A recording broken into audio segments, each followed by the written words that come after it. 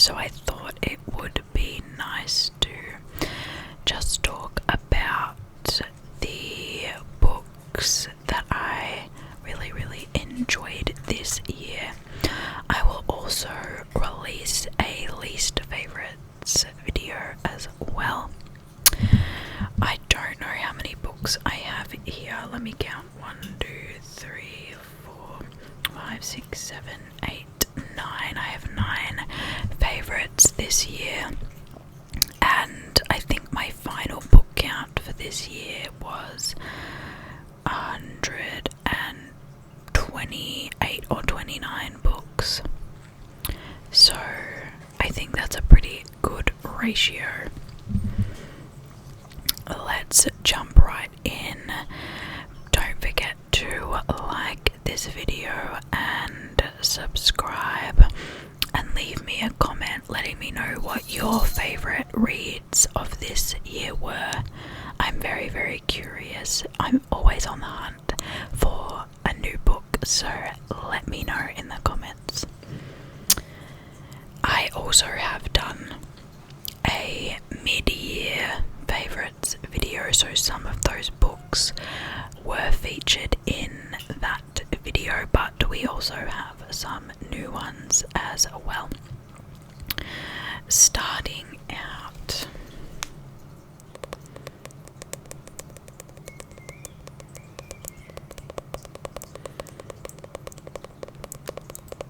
this is Open Water by Caleb Nelson.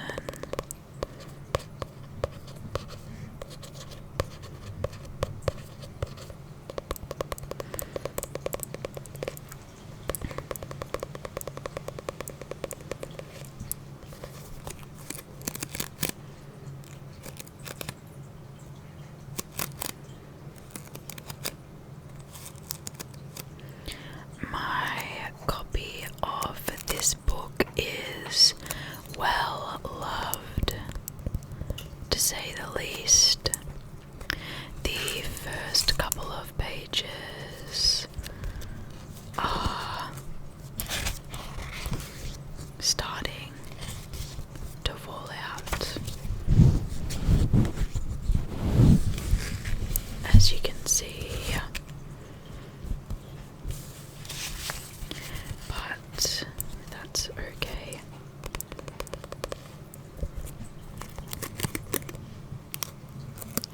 I had wanted to read this book for a while, and I managed to find it secondhand, which was amazing. There is no better feeling when you really want to read a book and stumble across it at an op shop or a thrift store. This book follows two young black people in England, and at its core it is quite a simple story about love and connection, miscommunication, and loss. But there is something so amazing about the way that Caleb writes. He can make the most boring of sentences interesting and poetic and beautiful. As you can see, my book is quite highlighted.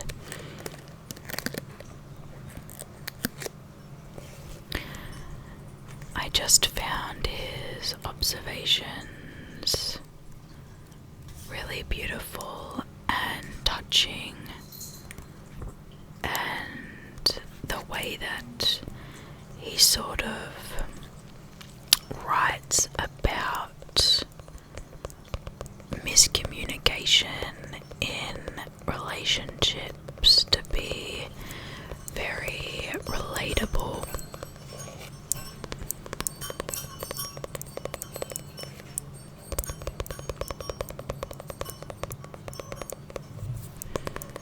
This cover is beautiful as well.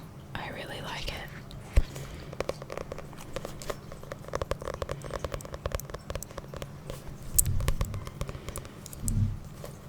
I've spoken about this book more in depth in my mid-year favorites video, and in the interest of giving some other books more time, I will keep it short, so make sure to check out that other video. But yeah, this book really did something to me on a deeper level. It's definitely one I would recommend everyone check out. My next favourite of the year is a non-fiction book. It's not actually a book, it is a quarterly essay. It is called Losing It. Can we stop violence against women and children? And this is by Jess Hill.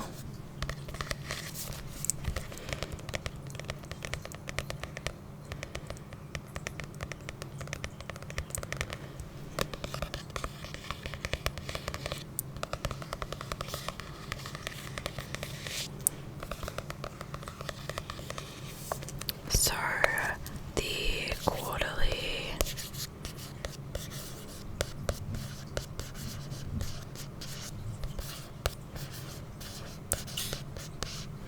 quarterly essay is an Australian, I suppose.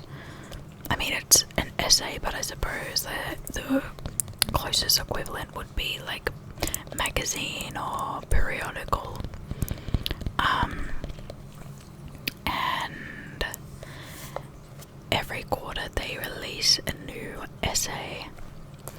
If you saw what I read in the year video, you'll know that I read a couple of the quarterly essays that were recently released. But this one in particular is about how can we, as a collective society, stop violence against women and domestic abuse against women and children. This was a really harrowing read, but it was so important. I cried quite a bit while reading it, just because it is speaking to a lot of real events that have happened in the author's life and in other women's lives.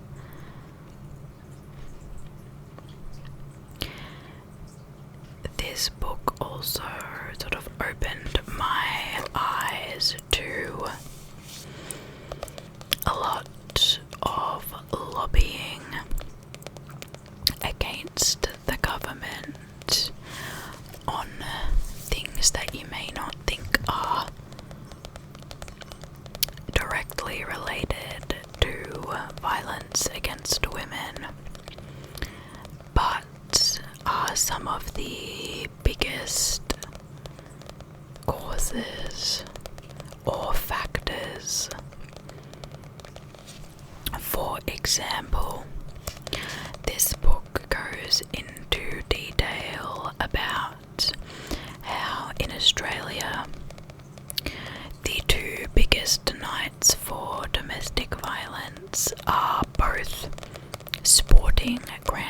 finals. And both of these institutions claim to care about violence against women, but continue to be sponsored by both gambling companies and alcohol companies. And you may think, well, how is that all connected? That seems like random. But alcohol and betting are directly related to violence in the home.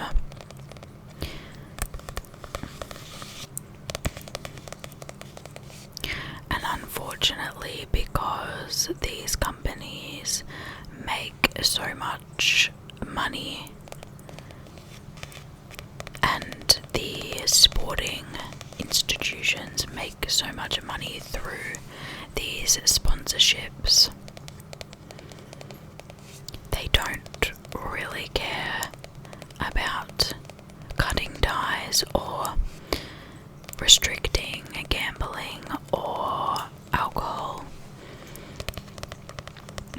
even though it directly coincides with women and children being abused. If this is a topic that you are more interested in, specifically sort of government lobbying and corruption, I definitely recommend reading this book. You can get a physical copy online, but also Audible does free audiobooks of the quarterly essays. So if you do want to, it's not, you don't have to spend an audio credit to get it.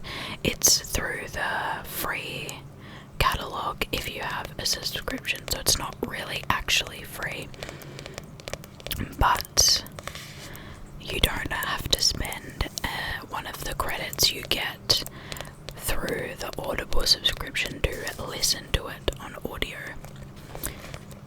which is always nice. I cannot recommend this book enough. The next book that was a favourite this year will come at absolutely no surprise if you have seen my yearly wrap up, and that is The Ballad of Songbirds and Snakes by Suzanne Collins.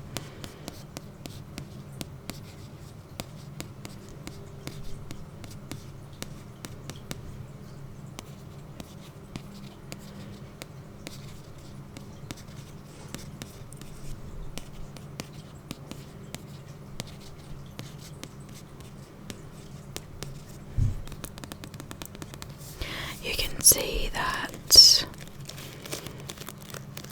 I highlighted a lot.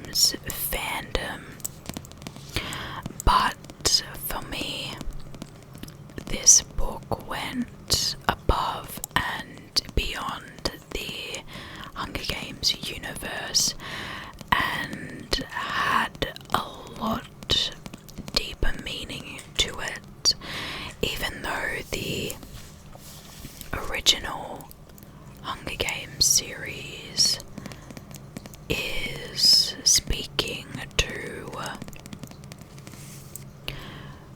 what it would be like under a totalitarian regime, and it is acting as a warning.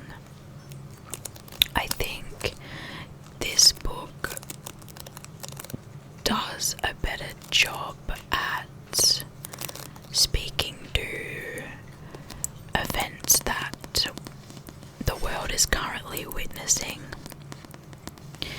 and it is meant to be a YA novel, but the way that it sort of speaks to and addresses the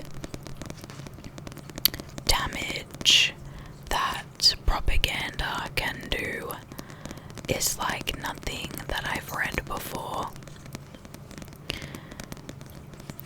I know that seems so random, and you definitely, if you haven't read it, you'll be like, girl, you sound insane.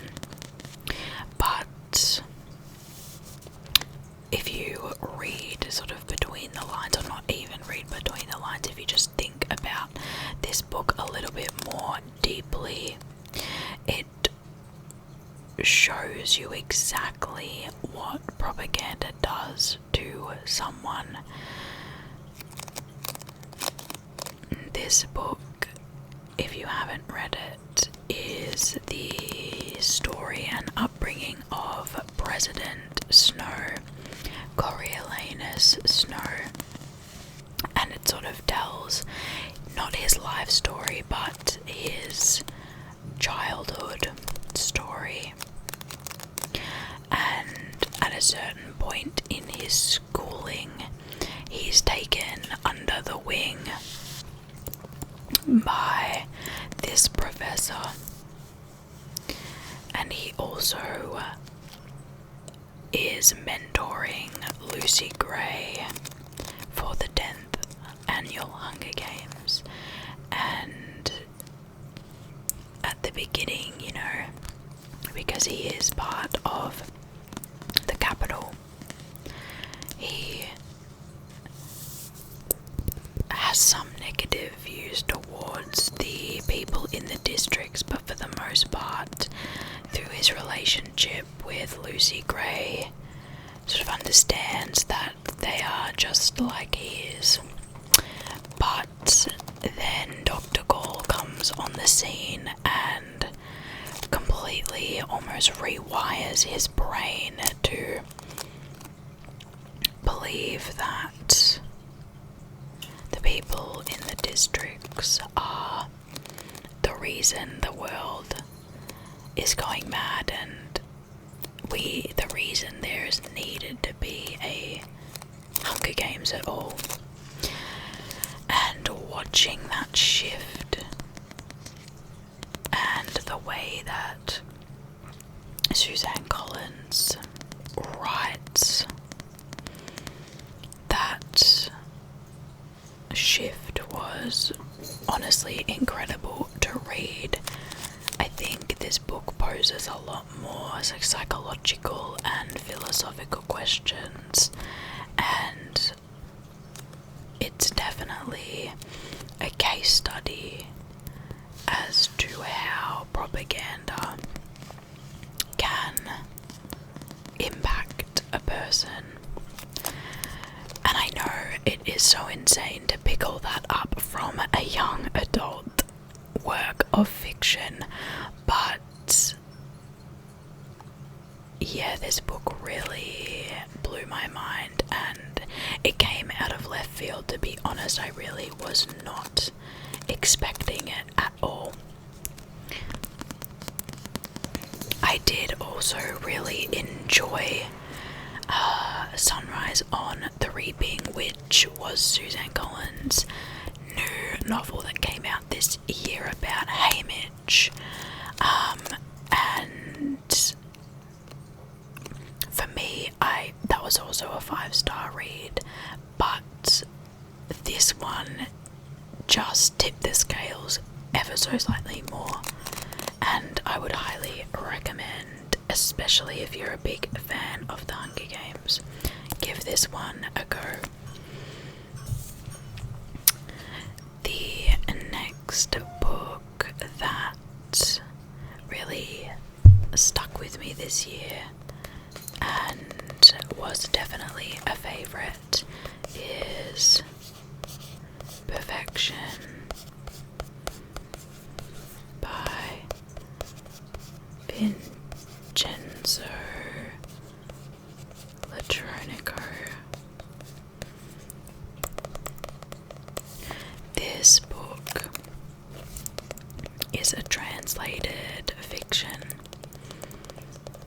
The only reason that I picked it up was because I challenged myself to read all of the entries in the International Booker Prize this year. I don't think I would have read it had I not challenged myself to that, but I'm so glad that I did, because this book really stuck with me, and I think it hit me at a really pivotal moment. This book follows and speaks to this idea that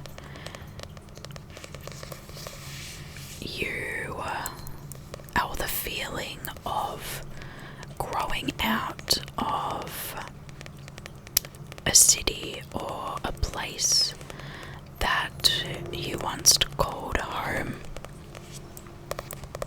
Sorry, there's a helicopter above, I hope you can't hear it. And it follows two people who are in a partnership who live in Berlin, and their relationship is changing, the city is changing, they feel like they don't belong there anymore, and it's not the place that it once was for them. And I thought the way that the author sort of described that feeling was really incredible and really well done.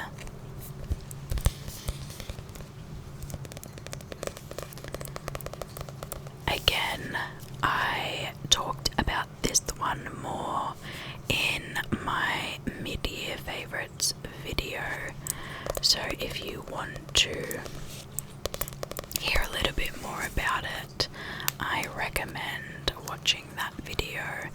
But I will say, if you are in a transition period in your life of a period of change, I definitely recommend this book, because the author manages to sum up those feelings that you can't necessarily always put words to really, really well in this book.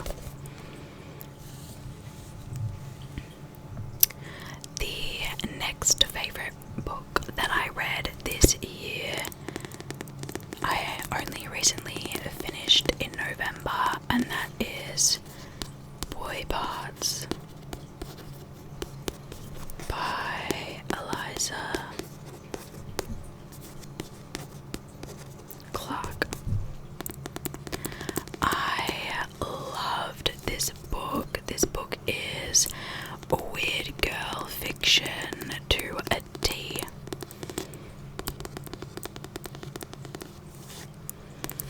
It follows the story of this young photographer who takes not necessarily boudoir photos, but her photography plays around with men and sexuality and kinks, and it is an unreliable narrator situation. I'm not going to spoil it, because if you have a similar book taste to me, you will love this book. And I don't want to give anything away, but through the subtext of this book we get commentary on gender roles and masculinity and misogyny. It's all quite subtle, but I really, really enjoyed it.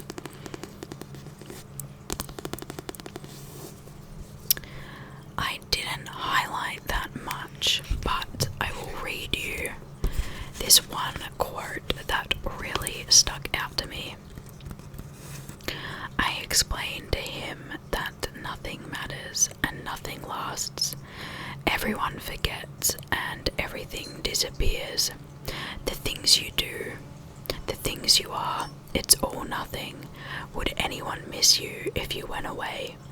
Would anyone look for you? Would anyone listen or even care if I hurt you? If I put my hands around your neck and crushed your windpipe and chopped you up, would anyone find you? And if it's a no to any of these things, did you even exist in the first place? If that quote sparked your interest, I would definitely recommend reading this book. I'm going to assume that Eliza Clark is British because most of her books are based in Britain and have English characters. But I felt like the humour in this was so British, which is quite similar to Australian, and there were parts that were so funny. I was literally laughing out loud, which never happens when I read a book. So I really enjoyed that, even though at times this is quite a heavy book and quite serious. There were parts that were really funny.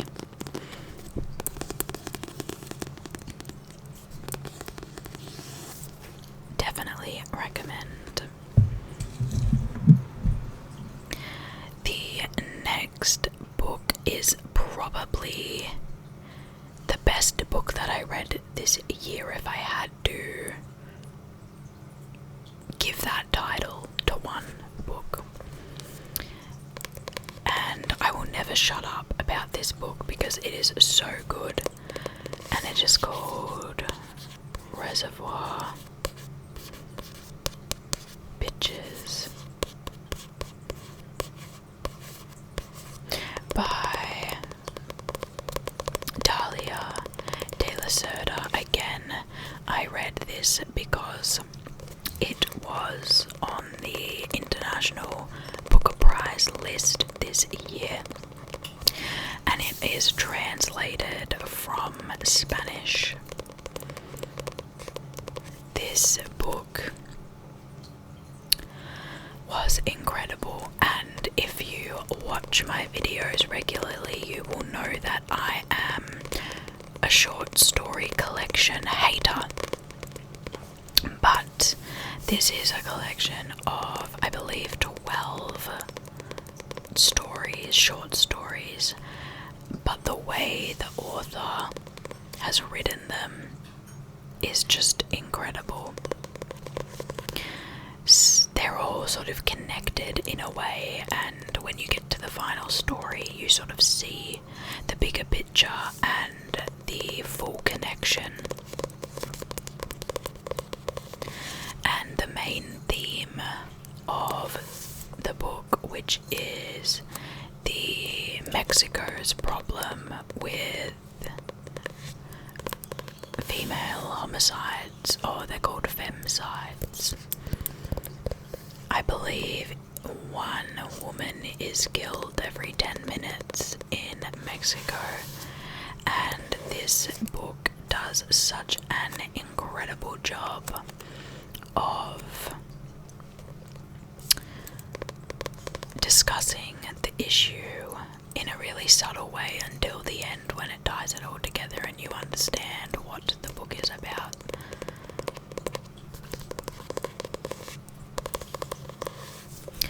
I have lent so many people, and I've made so many people read this section in particular between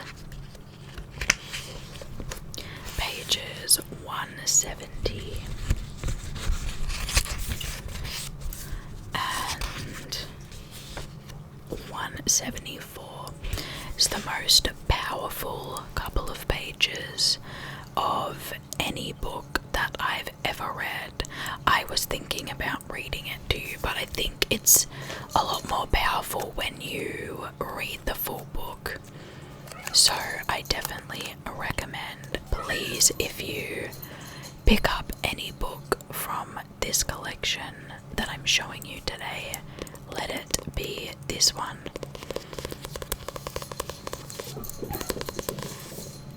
Sorry if you can hear my cats in the background, it's playtime. The next book I really wasn't expecting to like, because I've heard mixed reviews and I hated the title, but that is Sally Rooney's Beautiful World, Where Are You?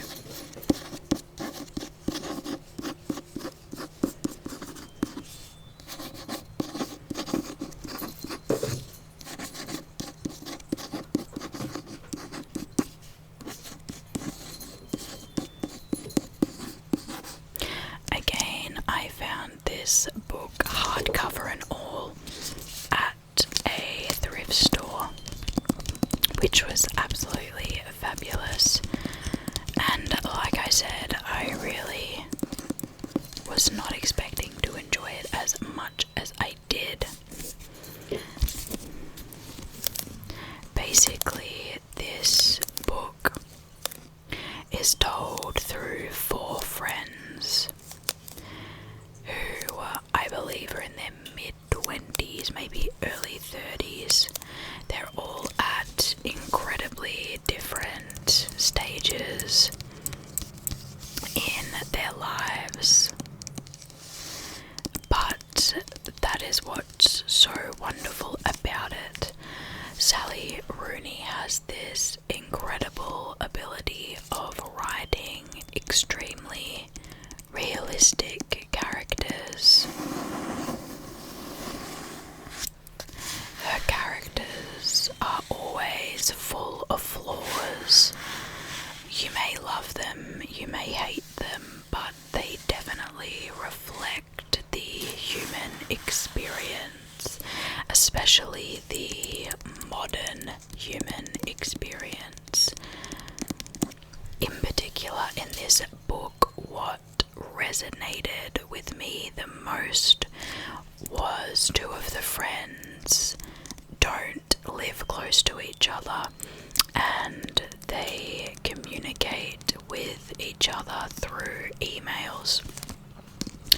And I found that Sally Rooney did a really, really incredible job of portraying the life and, you know, the philosophical questions that we ask through these emails.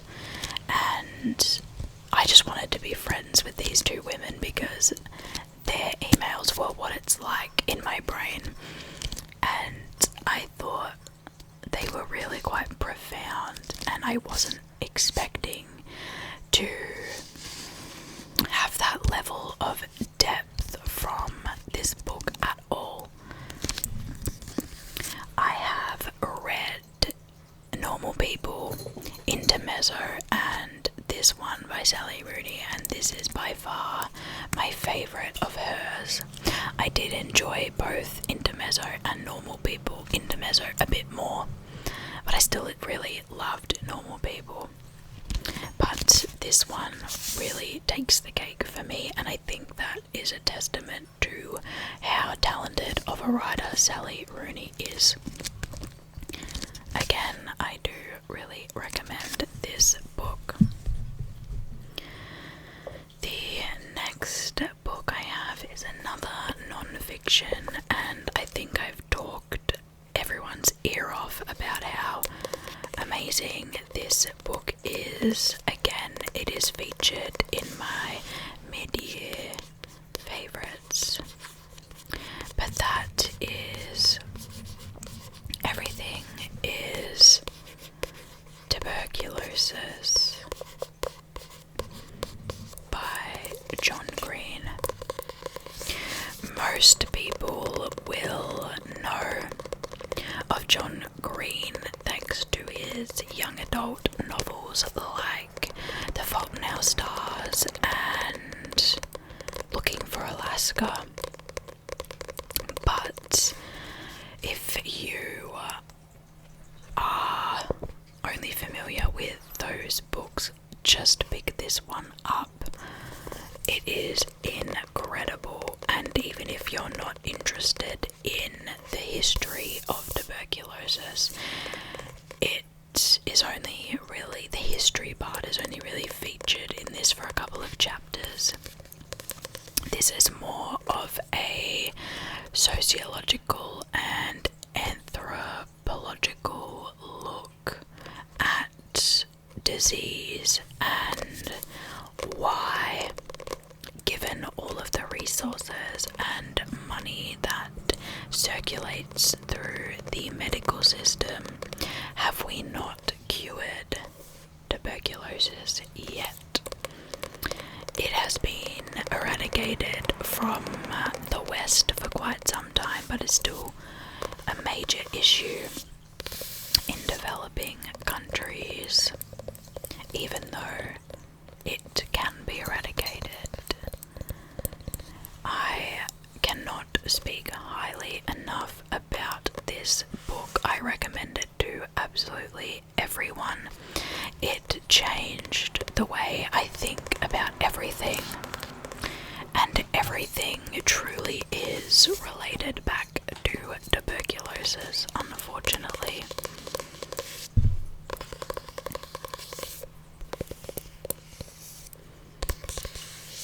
Seriously incredible. I actually originally listened to this book on audio, but I had to get a physical copy because of how good it is, and I will be rereading this, and I will be giving it to every single person I can convince to read it.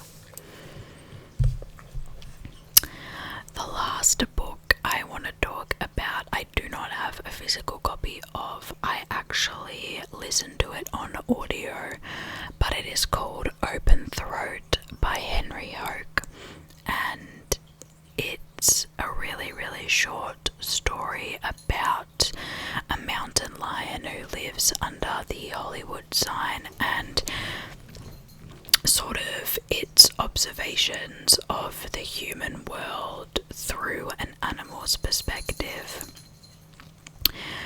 It doesn't sound like it would be such a profound book, but the observations are genuinely so profound and deep that I had to sit there and just think for so long after I finished the book, because it was truly amazing.